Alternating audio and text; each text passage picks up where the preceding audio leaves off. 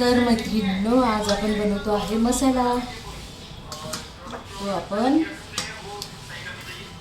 हे वाटण करून घेतलेलं आहे, कांदा खोबरं लसूणचं. आणि आता याच्यामध्ये आपण टाकलेली मिरची आणि हळद आणि मसाला. आता आपण हा चांगला फेटून घेणार आहोत, कारण याच्यातलं पाण्याचा अंश सगळं निघून गेला पाहिजे. मग हा मसाला आपला 1 महिना घरामध्ये आपल्याला लागू शकतो.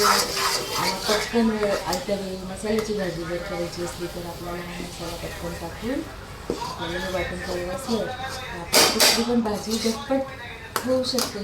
त्याच्याकरता आपण हा मसाला घटून घेणार आहोत.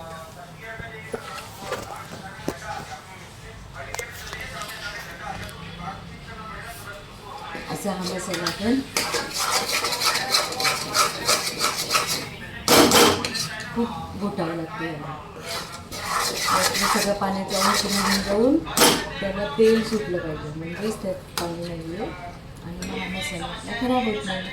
फ्रीजमध्ये किती दिवस राहतो. असा हा मसाला आपण बनवतो आहे. वाटण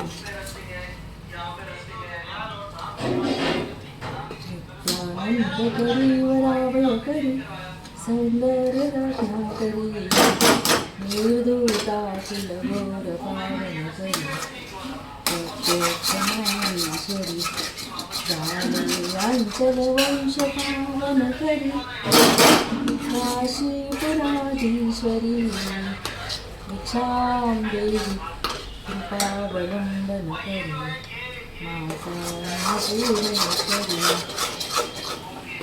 भगवती भवरोगात् पीडितं दुष्कृतोस्तात्